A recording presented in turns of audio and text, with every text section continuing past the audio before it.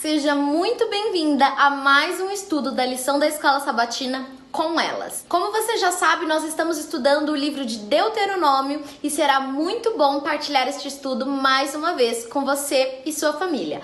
Então este é o momento de você curtir esse vídeo, compartilhar nos grupos de WhatsApp com os seus amigos, porque assim a gente aumenta o alcance desse estudo e mais pessoas terão a oportunidade de conhecer a palavra de Deus. Tudo bem com você? Espero que você aí do outro lado esteja bem. Estamos em mais uma semana de estudo. Meu nome é Liana Feitosa, eu sou jornalista. Provavelmente você já me viu por aqui. Eu falo de Campo Grande, Mato Grosso do Sul. E como sempre, é um privilégio estarmos juntas e juntos, né? Para falarmos sobre a lição da Escola Sabatina. Mais um estudo muito abençoado, essa lição que está maravilhosa nesse trimestre. Então, é um privilégio estar aqui com você. Espero que esse estudo seja, assim, bem pertinente e agradável para você.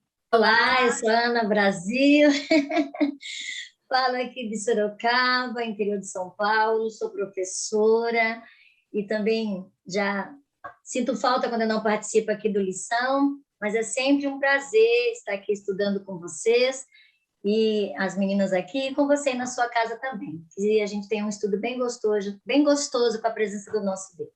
Olá a todos, vocês aí de casa que estão nos assistindo. Meu nome é Milena Lencioni, falo também de Sorocaba, aqui no interior de São Paulo. Sou professora aqui também no Colégio Adventista. Estou muito feliz de estar participando com vocês mais uma vez e que realmente esse estudo seja uma aplicação para a nossa vida diária, né? Olá, meu nome é Marielle, eu falo de Campo Grande, Mato Grosso do Sul, e é a primeira vez que estou aqui. Também sou professora, nós estamos entre professoras e jornalistas, um pessoal que gosta de falar muito. E estou muito feliz de estar aqui a primeira vez com vocês, recebi o convite pela Liana, e como a Escola Sabatina é uma paixão para mim, então vai ser delicioso compartilhar com vocês esse tema tão importante, tão maravilhoso que a gente vai abordar aqui hoje. Então, vamos orar para iniciarmos a lição? Então, oremos. Senhor, Pai de amor, Pai querido, nós te agradecemos, Pai, porque o Senhor é bom e que tudo que nós temos de bom vem das tuas mãos. Obrigada porque temos essa oportunidade, Pai, com liberdade de podermos falar da tua palavra, de levar esperança aos corações que estão sofrendo e também de aprendermos mais sobre os seus planos, que são planos de vida eterna para as nossas vidas. Pedimos agora a presença do seu Santo Espírito para nos guiar nessa lição, nessa conversa, que seja para a tua honra e para a tua glória. Tudo isso, Pai, nós te pedimos e já te agradecemos em nome de Jesus Cristo. Amém. Amém. Bom, nossa lição número 9, né? Isso tem como título Convertam seu coração.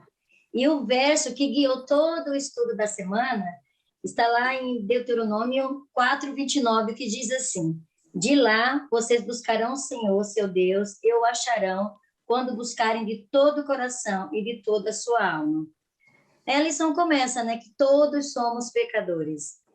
E às vezes eu penso assim, tem pessoas que não gostam dessa questão de você é pecador, né? E estudando essa lição, essa é a nossa condição mesmo. Mas tem algo muito especial, quando aceitamos, reconhecemos, nós temos aí também a graça do nosso Senhor Jesus, né? E os passos, não um guia para alcançarmos essa graça, porque o próprio nome já diz, é graça. Mas nós temos aí aquilo, como que eu devo me comportar diante dessa graça que eu já sei que existe, que me é oferecida, sendo eu pecadora, como que eu devo reagir quando erro? Né? Então, é o que nós vamos falar hoje, meninas, a respeito disso. Você tocou numa palavrinha aí que eu acho que faz toda a diferença, né, Ana? Que é a graça.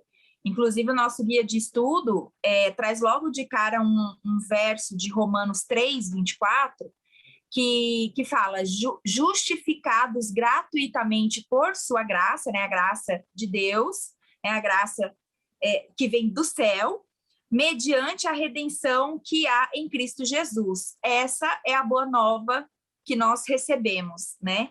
E é engraçado porque o verso ele chega a ser redundante, né? Ele fala, justificados gratuitamente por sua graça. O que é de graça já é gratuito, né?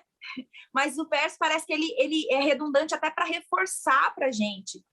Para a gente não perder de vista que a graça é de graça. Não foi fácil, não foi de graça. Custou um preço altíssimo, que foi o sangue precioso do nosso Jesus, né? Mas ela é de graça no sentido de que não há esforço que a gente possa fazer enquanto seres humanos que vai valer o preço desse sangue. Então, não adianta. A gente pode se esforçar o máximo que for, a gente não vai conseguir merecer essa graça, mas mesmo assim ela é dada gratuitamente a nós. Então, é uma lógica muito absurda até. Porque quando cai a nossa ficha de que a gente é pecador, que a gente é limitado, que a gente é falho, que a gente comete erro, que a gente fere os outros, que a gente traz prejuízo para a nossa vida, você fala assim, gente, estou perdido. Não tem conserto. Eu não tenho jeito, não tenho solução. Aí a gente se depara com a graça e fala assim, não, tem solução sim. O preço já foi pago, Jesus pagou o preço no meu lugar, então basta eu aceitar e viver abaixo dessa graça. E quando essa graça ela toma conta da minha vida e do meu coração, eu fico tão constrangida com essa graça, que aí eu quero fazer tudo o que o meu Jesus pede. Se torna meu estilo de vida. E isso é muito bonito, né? Daí a gente se depara com o tanto que nós precisamos depender de Jesus para obtermos a salvação, para obtermos sabedoria e influências espirituais. Ou seja, a gente precisa de tudo de Jesus para a gente conseguir, inclusive para aceitar a graça, porque é o Espírito Santo que coloca no nosso coração, né? E a gente vê aqui nos comentários da lição que a Ellen White fala que até para a gente conseguir se arrepender, a gente precisa que o Espírito Santo coloque isso no nosso coração. E eu fiquei pensando, falei, Senhor, como que realmente é complicado a gente conseguir entender. Porque assim, na vida tudo a gente precisa fazer por merecimento, né? Tipo, você recebe porque você trabalhou, porque você produziu. Você consegue ser reconhecido no seu trabalho porque você fez um bom trabalho, porque você correspondeu às expectativas. Então, assim, aquilo ali você mereceu. Mas a graça é totalmente ilógico. Porque você fala assim, meu Deus, como que uma coisa tão maravilhosa, tão incrível, tão acessível, eu não preciso fazer nada, é só aceitar? E às vezes, assim, eu acredito que por sermos limitados, muitas vezes, porque nós somos pecadores, a nossa natureza, o nosso sangue é pecador, eu fico pensando, gente, é meio complicado de aceitar, né? Porque a gente quer fazer para merecer. Aí você fala assim, cara, eu não tenho que fazer, eu tenho que aceitar. E como a Liana falou, a gente, e assim, pegando um pouco da lição da semana passada, a gente, além de aceitar, a gente não vai ser obedecer, não vai ser guardar os mandamentos ou não comer carne de porco, no nosso caso, que vai salvar a gente. Não. É porque eu já fui salva, porque Jesus já fez absolutamente tudo e ainda faz por nós, porque ele faz todos os dias lá no santuário. É por causa desse contexto todo é que eu vou obedecer, é que eu vou fazer o que ele me pede, porque é aquilo que a gente fala. Você fazendo ou não, você obedecendo ou não, você aceitando a graça ou não, Deus é Deus. Ele vai continuar sendo Deus. As profecias vão continuar a ser cumpridas. Então, é para o meu bem ou para o dele? Deus não precisa. Sou eu que preciso. Sou eu que necessito diariamente, constantemente, a todo minuto, a todo instante, dessa graça e do poder de Jesus para eu conseguir aceitar essa graça também. É verdade. Escutando aqui vocês falarem, né, a respeito de tudo aqui que vocês já comentaram sobre a gente não merecer, né? A gente viu aqui no nosso guia de estudo que vem uma palavrinha aí do hebraico. Eu não sei se eu vou pronunciar certo, porque hebraico não é, né, uma pronúncia muito fácil, mas uma palavrinha aí que é mi e tem, né? Essa palavrinha, ela aqui o guia de estudo diz que ela é uma expressão idiomática, né? Que significa quem dera. E aí eu fiquei pensando na expressão, que a gente usa essa expressão aqui na nossa língua portuguesa também, né? Quem dera se eu tivesse mais dinheiro, quem dera se eu pudesse fazer uma viagem, quem dera, né? Então a gente fica usando essa expressão. Mas aqui o Guia de Estudos falou que dentro de um contexto, essa palavrinha também poderia ter uma conotação diferente.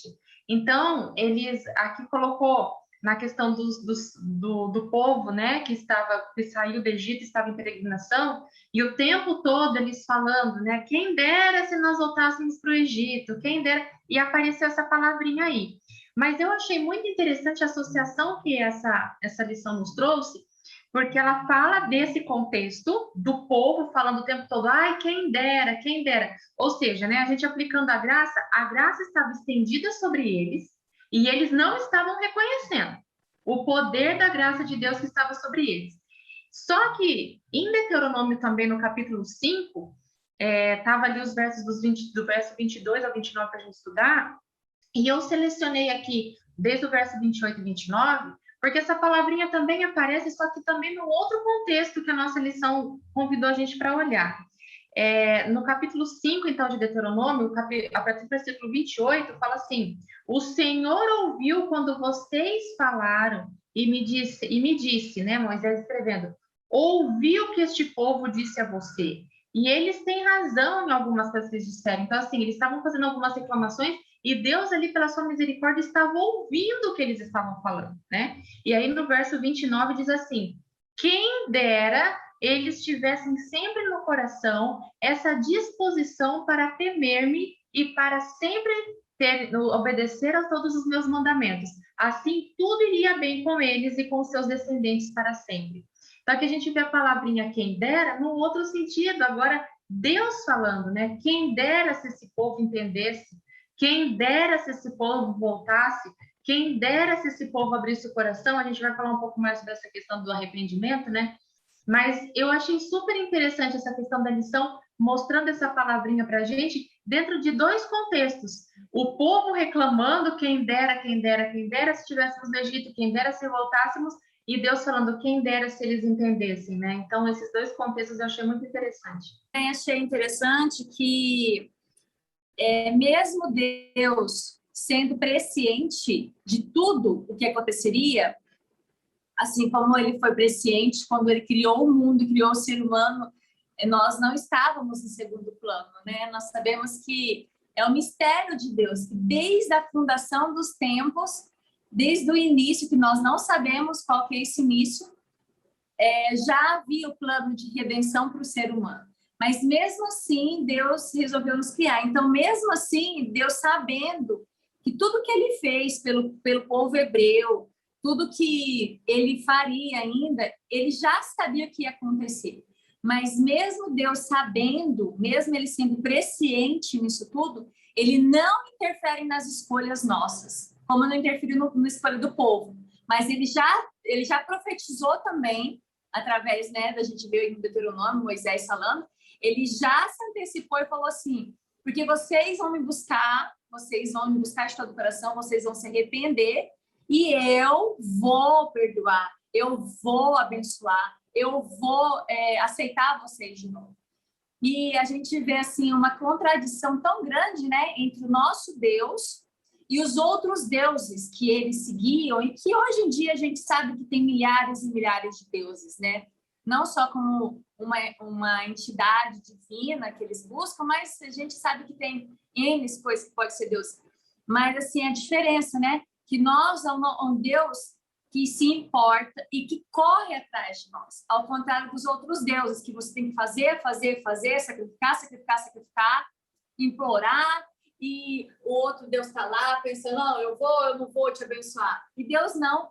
Deus, ele fala assim, vem que eu quero abençoar. E vocês não precisam fazer nada, vocês só precisam de uma coisa, se arrepender, confessar e mudar de vida. Vocês não precisam fazer absolutamente mais nada, só isso, só me aceitar. Sacrificar então, assim, animais, sacrificar seres humanos, filhos. Você não precisa se flagelar, você não precisa pagar penitência, né? Isso. Então, assim, é tão lindo isso, né? Saber que é um Deus que sabe o fim desde o princípio, mas mesmo assim ele fala assim, ok, toma sua decisão. Eu gostaria que você escolhesse isso, porque a Bíblia Eu falo que a Bíblia é um mapa para a nossa felicidade completa, tanto aqui na Terra como no céu, sabendo que mesmo assim a gente vai enfrentar dificuldades, porque a gente sabe, mas é um mapa trilhando. Mas ele fala assim, mas eu vou deixar você escolher. Escolha, o que vocês querem, né? Outro aspecto que me chama muito a atenção em relação ao fato, quando a gente para pensar no fato de que Deus sabe de tudo, e mesmo assim ele escolhe, nos dá a oportunidade de cometer os nossos próprios erros, e mesmo assim ele nos perdoa, enfim, essa liberdade, né, esse livre-arbítrio que ele nos dá. Um outro aspecto que eu queria citar é em relação à nossa consciência, né, ou a consciência que a gente precisaria ter, deveria ter. Eu percebo que nós, enfim, eu acho que até pessoas que lidam com história, professores de história, historiadores, né, pessoas que trabalham mais aí com o retrospecto e análises do passado, poderiam falar até melhor do que eu sobre isso, mas assim, a gente tem uma tendência de repetir os nossos erros, né? Ou repetir simplesmente o passado, é como se a vida fosse um pouco cíclica. Inclusive no processo terapêutico, quando a gente está fazendo terapia, existem algumas situações que a gente identifica no processo que, se a gente não olha com muito cuidado e tenta trabalhar esses aspectos, às vezes tendências, falhas que a gente tem até mesmo, se a gente não procura olhar para aquilo lá, pode ser que a gente caia nos mesmos erros, né, futuramente. Então, às vezes uma mulher, por exemplo, que já viveu um relacionamento abusivo, se ela não olha por que ela caiu nesse tipo de relacionamento, por que ela cedeu, ou por que ela não conseguiu sair de um relacionamento abusivo, é preciso olhar para esses motivos para que ela não caia num próximo, né? A partir do momento que ela consegue se libertar, ela precisa olhar para os motivos que a levaram até ali, para que ela busque outros caminhos, né? E é engraçado, porque em relação ao pecado, a nossa vida como um todo, inclusive o pecado que faz parte da nossa vida, é assim também. Muitas vezes a gente repete os erros, né? A gente não consegue processar o que a gente fez, não consegue perceber até mesmo a gravidade dos nossos erros e acaba repetindo. Às vezes a gente até se arrepende num dado momento, mas como a gente não trabalhou aquilo verdadeiramente na gente, a gente não se conscientizou profundamente, amplamente sobre os nossos pecados, os nossos erros ou as nossas quedas, não que, fazendo um paralelo aqui, não que uma mulher que viveu, eu dei esse exemplo, né? Mas não que uma mulher que viveu um relacionamento abusivo, ela viveu um pecado, tá? Ela foi vítima, é diferente, né? Eu usei a título de compreensão, mas eu tô falando agora de pecado, né? A gente precisa conhecer o nosso passado e conhecer, inclusive, os erros que o povo de Israel cometia no passado, para que a gente não cometa os mesmos erros, né? Então, a gente tem à nossa disposição esse mapa que a Marielle falou, né, que é a Bíblia, que, gente, é o livro mais perfeito, o melhor instrutor de erro que você pode ter na sua vida. Ali tem erro de líderes religiosos, ali tem erro do povo de Israel, ali tem erro de profeta, tem erro de gente do bem, sabe? Que a gente pode ler e falar assim, nossa, peraí, não vou fazer isso aqui, não quero cometer esse erro também. Então, a gente precisa se valer desse manual, a gente precisa usar esse manual, olhar para o passado, ver os erros que o povo escolhido de Deus cometia, fazer uma autoanálise, uma autorreflexão e falar assim, onde eu, como povo de Deus, independente da minha igreja, da minha religião, mas eu como uma pessoa que crê em Deus, que me considero filha de Deus, como, né, me considero povo de Deus, onde eu estou errando? Onde eu não estou cumprindo? No que eu estou falhando? O que eu não estou cumprindo em relação à vontade de Deus?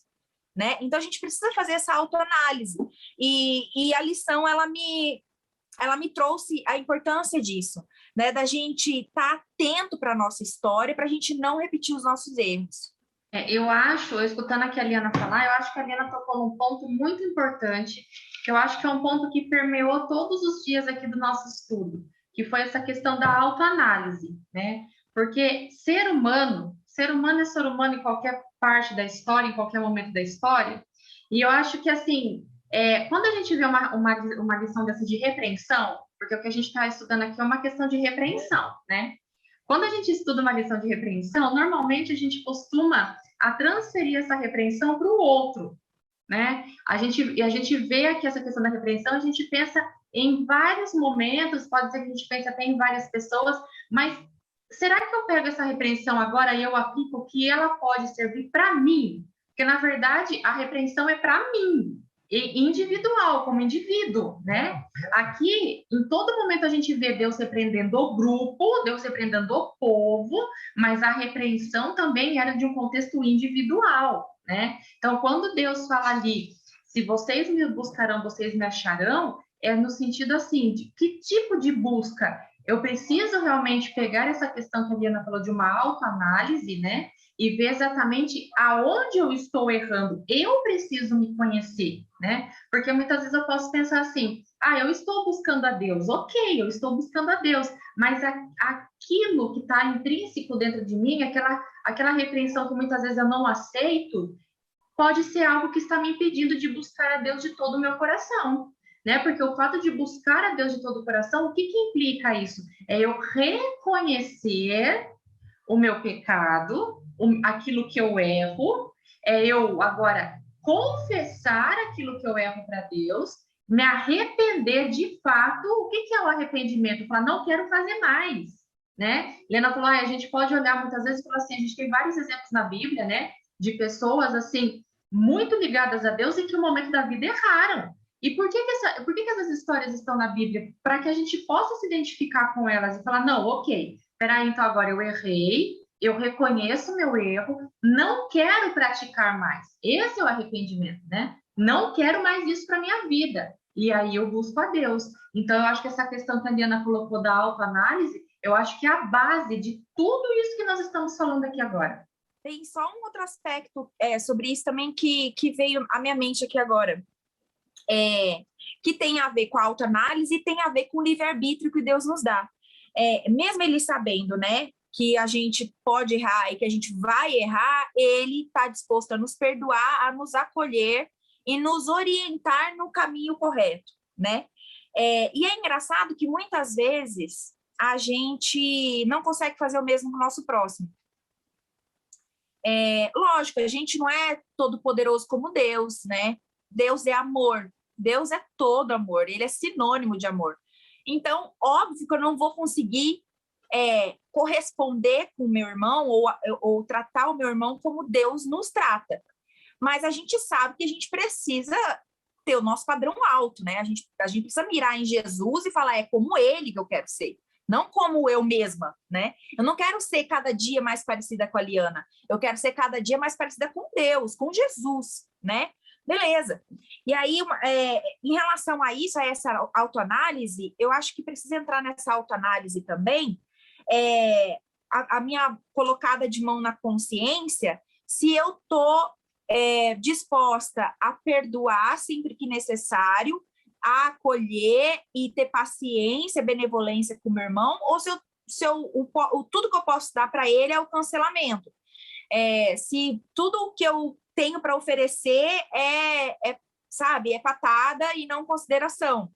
E isso me incomoda muito, sabe? Porque quando eu paro para me autoanalisar, às vezes eu falo assim, beleza, então eu preciso fazer isso para Deus, isso, e Deus espera isso de mim, e assim, eu fico só pensando no meu relacionamento com Deus, eu e Deus, como se o mundo se resumisse a isso, mas assim, a gente está numa realidade de vida social, né? A gente convive com outras pessoas, a gente lida com outras pessoas, então nessa nossa autoanálise, nessa minha autoanálise, eu preciso também parar para pensar se aquilo que eu espero que os outros façam para mim ou por mim, eu também estou fazendo para o meu próximo, né? Será que eu estou agindo com amor e misericórdia, mesmo sabendo que o meu amigo ele pode falhar, errar de novo, cair de novo, pode cometer um pecado de novo? Será que eu estou disposta a acolher esse irmão, sabe? A perdoá-lo e a falar assim, não, irmão, você é tão humano quanto eu, vamos aqui segurar a mão um do outro, quando eu cair você me levanta, quando você cair eu te levanto, mas a gente tá junto, tá? Eu não tô aqui para te julgar, eu não tô aqui para esfregar o dedo na tua cara, eu tô aqui para ser seu parceiro de caminhada, vamos nos ajudar. Será que é isso que eu tô disposta a fazer? Ou será que eu estou mais disposta a esperar que Deus faça isso por mim, mas não estou conseguindo fazer isso pelo meu próximo? É outra coisa que fica muito na minha cabeça, sabe? Quando eu penso nessa questão da autoanálise, assim. Falando desse negócio de estender a mão, como Jesus, ele foi exemplo em tudo, a gente também, a gente pode lembrar perfeitamente, por exemplo, do caso da mulher samaritana, né? Pegando ele, que é o nosso maior exemplo, ele não acusou, mas ele falou assim, ele apontou onde ela estava errado para ela e estendeu a mão. Pedro negou ele várias vezes, 3 vezes lá. Jesus falou para ele, mas no final Jesus falou assim, vem aqui, você vai ser pescador, eu vou fazer de você um grande homem que vai pescar almas para Jesus. Então, assim, só puxando o gancho aí que você falou, se nós devemos pegar um exemplo, né? Nós temos o maior que é Cristo, que em todos os aspectos, inclusive nesse, ele também ajudou, né? Apoiou, apontou, conversou e falou assim, não faça de novo, porém, estou aqui para te amparar, para te apoiar, para te fortalecer. Esse é o nosso papel, não só como cristãos, mas como comunidade, né? Como luz do mundo que somos chamados na palavra, e não ficar apontando, né? A Milena trouxe um ponto, quando ela disse que Deus fala, o povo, né? Era para ali o plural, mas tem no singular, né? Eu. Então, quando eu li aqui, ó, de todo o seu coração, aí tem aqui, o próprio Gui, ele trouxe assim, no fim das contas, os israelitas precisaram fazer a escolha de retornar a Deus e de obedecer-lhe de todo o coração. Em certo sentido, a questão era o coração deles. Se o coração fosse justo diante de Deus, as ações também seriam, ou seja, o povo seria obediente. Quando eu leio isso aqui só com o meu nome, aí eu começo a pensar na minha condição, porque Deus, ele nos quer de volta, né? Ele me quer de volta, porque o pecado, quando eu li aqui que o pecado traz consequências terríveis para você e sua família, esse é o básico do que Deuteronômio 30, de 1 a 10 fala. Mas aí, também, mediante a graça de Jesus, do meu arrependimento, do meu retorno, ele me abençoa. Então, não é a minha condição de pecadora que eu tenho que ficar.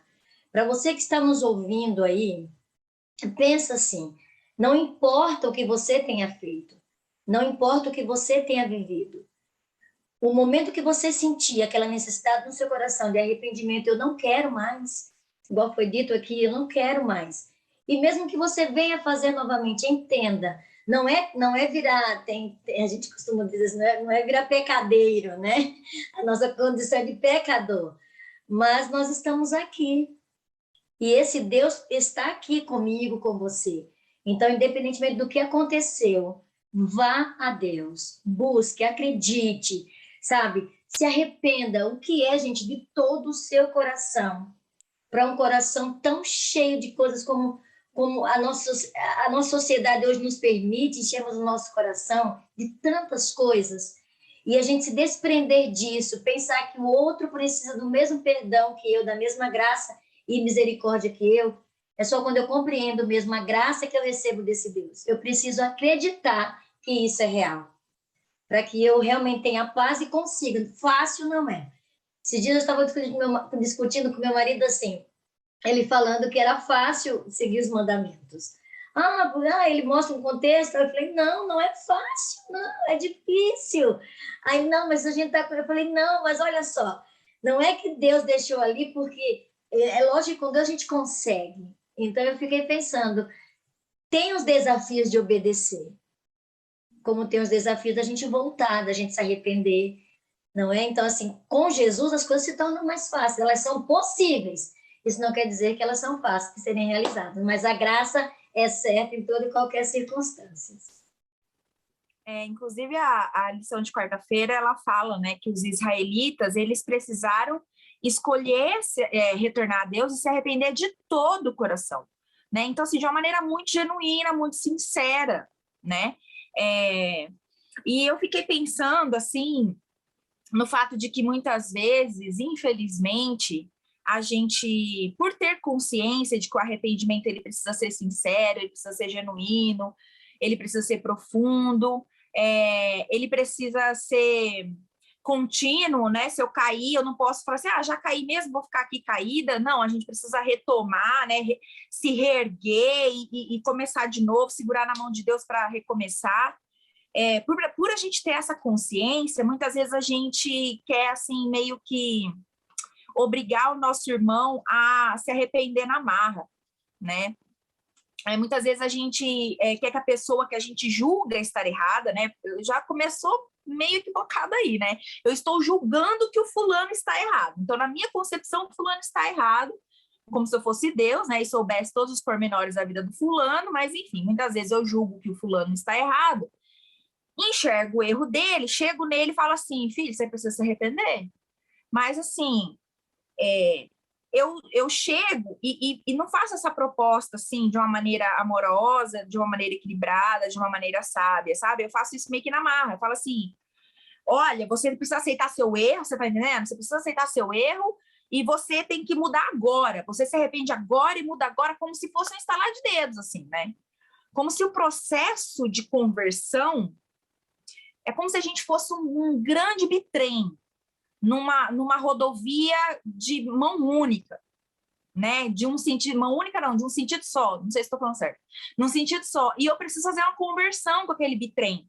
E o fluxo é intenso de veículos. Gente, eu não vou pegar um caminhão de não sei quantas 1000 toneladas e fazer essa conversão dele, fazer essa manobra, esse balão, né? Aqui na minha terra a gente chama de balão, né? Que é fazer a conversão, dar esse retorno em 2 segundos. Não tem como. É fisicamente impossível. Vai ter toda uma manobra, vai ter um tempo, vai ter, sabe? Toda uma destreza ali do motorista para fazer essa conversão desse caminhão de não sei quantas 1000 toneladas. E assim, a minha vida, gente, ela é tomada de trocentas 1000 toneladas de pecado, sabe? Então, quando eu caio, às vezes não é fácil levantar, não. Às vezes eu tô sedentária, minhas pernas não aguentam levantar rápido, entendeu? Então, às vezes o pecado, ele derruba a gente e a gente não consegue levantar rápido. E aí, entra o meu papel de irmã, quando eu vejo um irmão meu caindo, ao invés de eu ficar falando, vai, levanta logo, vai, se arrepende logo, muda logo. Entra o meu papel, mais uma vez, de eu ajudar ele a levantar, né? De eu ajudar, estender a mão e falar, não, amigo, peraí, eu também não estou muito boa das pernas, mas vamos se ajudar, sabe? E eu acolher, e eu ter essa paciência em oração, em perseverança, em acolhida, em amor, tratar o errante com dignidade e não esperar que ele mude da noite para o dia ou enfiar a consciência goela abaixo nele. Porque a gente muitas vezes esquece que não existe mudança repentina, né? Às vezes a gente esquece que muitos dos nossos erros, eles são enraizados, eles existem ali, a gente lida com eles como se eles fossem hábitos, eles são hábitos, muitas vezes, na nossa vida, enraizados há anos. Imagina uma pessoa que descobre o amor de Jesus, se converte e decide dedicar a sua vida a Cristo, e para isso ela precisa mudar um monte de coisa na vida dela, porque ela fala assim, nossa, isso aqui não faz sentido, isso aqui não faz sentido com o caráter de Jesus, eu preciso mudar isso aqui. Às vezes ela se desfazer de hábitos enraizados há décadas. Não é fácil, sabe? Não é simples. Então, assim, a gente precisa realmente ter equilíbrio, né? E ajudar esses irmãos com instrução divina, assim, pedir sabedoria do alto mesmo, pedir orientação do Espírito Santo para que ele nos habilite a ajudar o nosso irmão a fazer a mudança que ele julga necessária na vida dele. E não eu ficar forçando a um irmão que ele abra os olhos e enxergue o erro dele e mude da noite para o dia, porque a gente precisa lembrar que é o Espírito Santo, né? É ele que move em nós tanto o querer quanto o efetuar. É do Espírito Santo tanto o querer quanto o efetuar.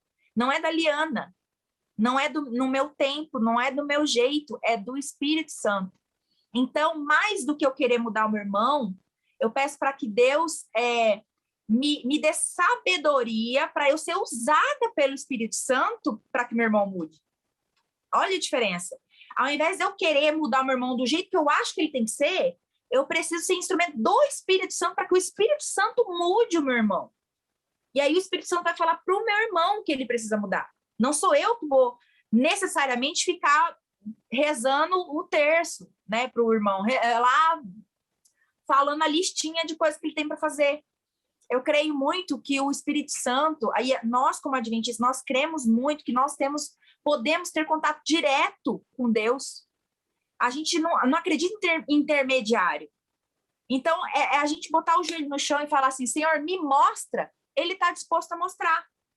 Então, que a gente seja esse canal, né? Que a gente, através das nossas orações, a gente fala, Senhor, mostre. Se o irmão está em pecado, se ele está em erro, mostre para o irmão. Abre os olhos dele. E se o Senhor quiser me usar nesse processo, me use. Mas que o Espírito Santo faça essa obra, porque a obra é do Espírito Santo, né? Então, eu acho que eu preciso cultivar essa mentalidade, né? De que é Deus que gera o arrependimento, é Jesus, né? O Espírito Santo, e através dos exemplos de Jesus Cristo também, é que a gente se conscientiza dos nossos erros. A Marielle falou isso. É através da ação do Espírito Santo que a gente se conscientiza do nosso erro.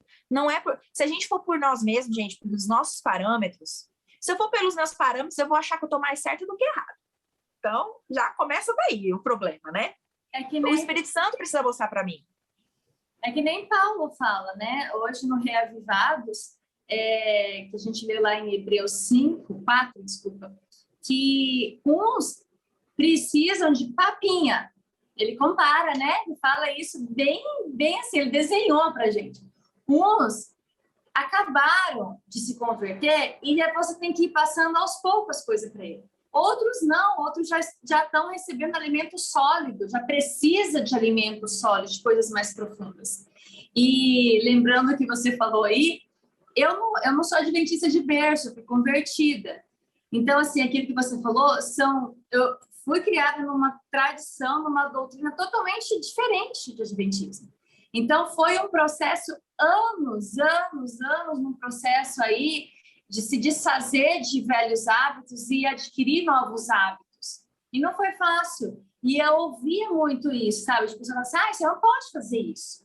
Você não pode usar isso, porque isso está errado. E na minha cabeça eu não conseguia conceber isso, porque eu não estava pronta para aquilo ali. Só que assim, sempre eu falava, meu Deus, Espírito Santo, me ajuda, me tira essa vontade disso, me tira a vontade daquilo, me mostra, me fortalece. E eu também gosto de ler, gosto de ouvir sermões, então, assim, tudo isso, né, vai enriquecendo, vai aumentando a nossa fé, que na palavra está escrito, né? A nossa fé vem pelo ouvir também a palavra de Deus. Então, é muito, muito interessante isso, porque... E depois eu também cometi erros, porque depois você acha que você já está num nível bom, eu comecei a dar estudos bíblicos, e aí você quer, né, que a pessoa esteja no mesmo ritmo que você, que ela faça as coisas assim, aí você fala, opa, pera, você veio da mesma situação. Quem é você para estar querendo exigir isso da pessoa que você levou anos para mudar? Então, assim, a gente tem que se policiar muito nisso, muito, muito. Então, assim, a visão que a pessoa tem é diferente da sua, né? Então, como a Ellen White fala, a vida espiritual é uma luz que vai brilhando cada vez mais, né? Cada vez mais e mais e mais, conforme você vai abrindo espaço para o Espírito Santo, vai alimentando essa parte espiritual.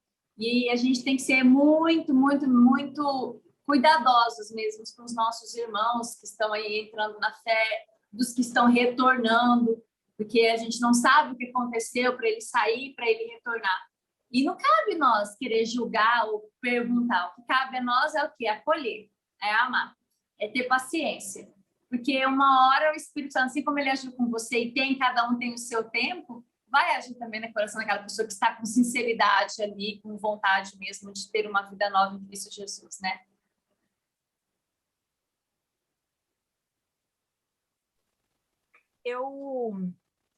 Eu acho que um dos aspectos, assim, pelo menos da minha parte, que eu gostaria de deixar de até de uma mensagem final, mensagem, assim, que talvez de tudo que a gente falou e de tudo que eu estudei ao longo da semana, eu acho que a mensagem que mais ficou, sabe, gravada no meu coração é uma que eu quero compartilhar nesse momento, e inclusive até encerrar minha participação com essa fala. Tem um trechinho do nosso guia de estudo que começa com um verso de Romanos, e diz o seguinte: a bondade de Deus é que leva você ao arrependimento. Né? Um trechinho de Romanos, capítulo 2, versículo 4. E aí, em seguida, o texto fala: uma cadeia dourada, a graça e a compaixão do amor divino são atados ao redor de toda pessoa em perigo. O Senhor declara: com amor eterno eu a amei. Por isso, com bondade a atraí. Esse é um trecho do livro Parábolas de Jesus, né, da autora adventista Ellen White. E aqui tem uma junção de Jeremias 31:3, Romanos 2:4, e as palavras de Ellen White sobre o que Deus faz, né? O que ele faz por nós. Ele forma uma cadeia dourada, ou seja, é uma cadeia bela, né?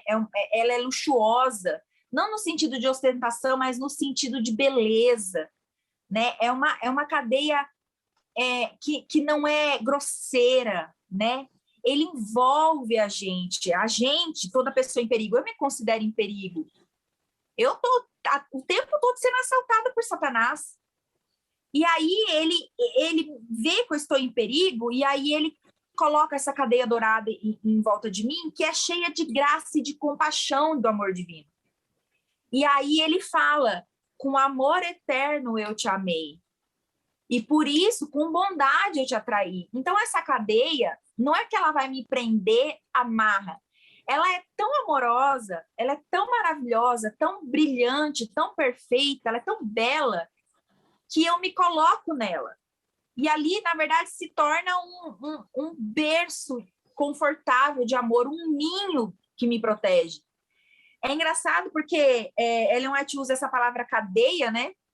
Mas aqui, assim, eu trocaria até essa palavra, olha eu, ousada, né? Querendo botar a palavra na boca de Ellen White. Mas eu até colocaria assim, que é um ninho de amor, sabe? Porque o bebezinho, quando ele é recém-nascido, o pai e a mãe colocam com tanto cuidado ele no bercinho, com medo de, sei lá, ele vai parar de respirar, será que ele tá bem? Eu vou colocar eu não sou mãe, mas eu vejo, né? As minhas amigas que são mães, os pais, colocando um monte de travesseiro em volta para proteger, para ele não ficar rolando à noite, assim, com aquela, sabe, aquele cuidado. E eu vejo, assim, que Deus, ele faz o mesmo com a gente.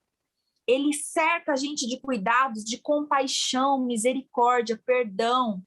E isso tudo atrai a gente de uma maneira tão natural e tão gostosa, tão leve, o jugo, né?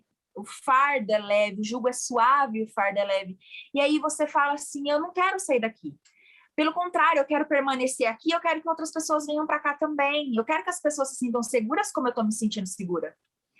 Então, essa beleza, é nessa beleza que eu quero meditar, sabe? É nessa maravilha, nesse ato de amor contínuo de Deus, é que eu quero meditar, e que eu gostaria que você em casa, e nós que estamos aqui conversando hoje, que nós possamos meditar, que é nessa bondade, é esse ninho que leva a gente ao arrependimento, é a consciência de que a gente está protegido, que fala assim: nossa, eu sou tão bem cuidado pelo meu Deus, que eu quero fazer a vontade dele. Então, Senhor, se eu estou errando em qualquer coisa, ou conscientemente eu estou errando nisso e naquilo, Senhor, eu quero mudar, eu quero ser diferente, porque o Senhor me trata tão bem, me faz mudar, Senhor, me ajuda a mudar, e que através da minha vida eu testemunhe desse amor que o Senhor dedica a mim.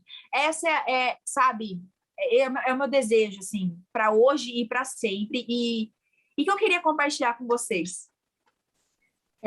As minhas considerações finais também, eu vou ler um trechinho aqui, da mesma página que a Liana leu, que diz assim: a cada avanço na experiência cristã, nosso arrependimento se aprofundará.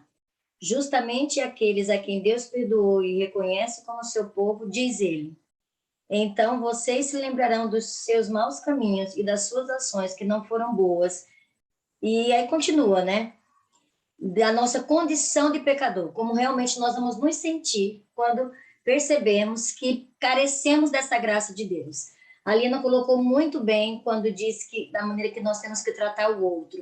E penso também, Liana, que tratar um pouquinho a nós mesmos também com esse pensamento de que, viu, tem chance, sabe? Você errou muito. Compaixão, né? Compaixão, acolhida. Porque às vezes nós nadamos, parece que sozinhos, porque a gente às vezes a gente se condena se colocando no lugar de um Deus que já deu a vida por mim e tem essa graça a me oferecer diariamente. Então, que eu realmente conceda ao meu próximo aquilo que eu acredito receber desse meu Deus, né? Que a graça e a misericórdia dele realmente nos acompanhem todos os dias.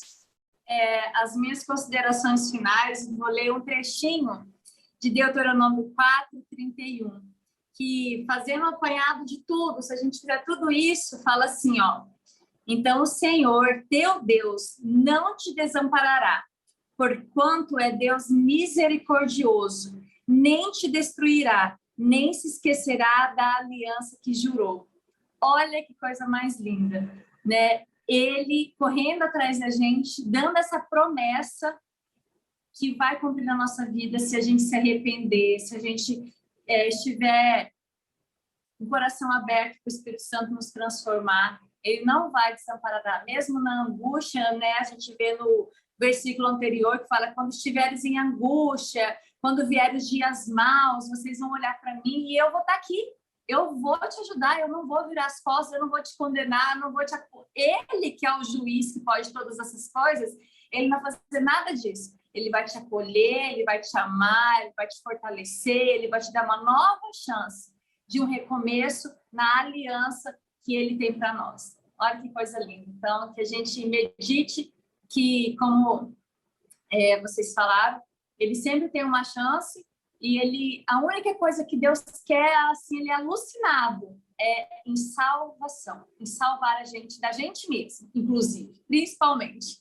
Partindo também aqui para as minhas considerações finais, eu também gostaria de deixar um trechinho que está no nosso guia de estudo de sexta-feira, que na verdade é um versículo de Ezequiel 16, e fala assim, Deus, né, falando para a gente: estabelecerei a minha aliança com você, e você saberá que eu sou o Senhor, para que você se lembre e fique envergonhado e nunca mais abra sua boca por causa da sua humilhação. Quando eu lhe houver perdoado tudo o que você já fez, diz o Senhor seu Deus. Então, eu divido esse trechinho aqui em duas partes. A primeira, que nós possamos ter a consciência, né, o pessoal de casa também que está aí compartilhando desse estudo com a gente, que Deus ele fez uma aliança com a gente. Ele fez uma aliança individual com cada um dos seus filhos. E mesmo ele sabendo que nós vamos em algum momento romper essa aliança, ele ainda está disposto a restaurar essa aliança, né? Então ele fala: estabelecerei uma aliança entre eu e você, porque eu sou o Senhor. Então, não importa, né, o que a gente faça de errado, como a gente faça, ele sempre está disposto a restaurar essa aliança, se assim nós escolhermos também. E a segunda parte desse versinho que eu achei muito lindo é que ele fala o seguinte, que nunca mais abra sua boca por causa da sua humilhação. Às vezes a gente tem essa mania, como a professora Ana colocou aqui, né, de ficar nos colocando no lugar de Deus e ficar todo momento relembrando, remorrendo o que a gente fez, né? Parece que a gente se culpa. É uma culpa que... Nem Deus faz isso, né? Nem o próprio Deus faz. Nem o próprio Deus faz, né? Então, essa coisa de ficar voltando, ficar remoendo as situações, né? Ficar nos maltratando por conta disso. E aí, eu acho que, só abrindo parênteses aqui, eu acho que muitas vezes essa falta de compaixão que a gente pode ter com o nosso próximo é uma falta de compaixão com nós mesmas, com a gente mesmo. Então, a gente não pratica a compaixão comigo, eu não compartilho essa compaixão comigo mesma. Então, se eu não tenho compaixão nem comigo, como que eu vou ter compaixão do próximo, né? Então, nesse verso aqui, eu peguei isso para mim. Quando Deus fala: não abra mais a sua boca, não fique mais levantando a sua humilhação, porque eu já lhe perdoei o seu pecado. Então, é uma repreensão, mas uma repreensão amorosa e confortante para nós podermos saber. Então, assim, se a gente pudesse levar tudo que a gente falou aqui para a nossa vida, que a gente saiba, né, que a gente tenha consciência de que Deus ele fez uma aliança conosco. Ele é o Senhor da nossa vida. Ele está disposto a restaurar essa aliança quando nós quebrarmos, porque em algum momento da vida a gente vai quebrar. E que Ele já perdoou. Então nós não temos que ficar remoendo isso mais, né? Nem na nossa vida, nem na vida dos outros, né? Convido vocês agora a orar comigo, para a gente poder encerrar esse estudo que foi tão bom, né? Vamos orar? Querido Deus, bom e amado Senhor, nós queremos te agradecer, Pai. Agradecer porque o Senhor é um Deus de amor, um Deus de misericórdia, que está sempre disposto a perdoar os nossos pecados.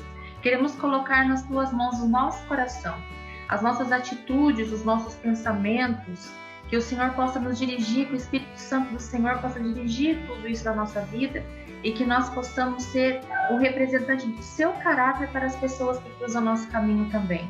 Que o Senhor possa encher nosso coração de amor, de compaixão, de benignidade, dos frutos do Espírito, Senhor, para que nós possamos realmente ser luz para o mundo que está em trevas.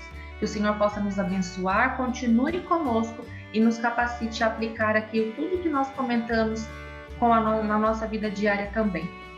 Uma bênção especial para todas as pessoas que estão nos assistindo, para as famílias que estão sendo representadas através desse canal do YouTube. Que o Senhor possa estar com eles também, assim como esteve conosco durante essa recapitulação dessa lição tão importante. Tudo isso, Senhor, nós te pedimos e já lhe agradecemos. Em nome de Cristo Jesus. Amém.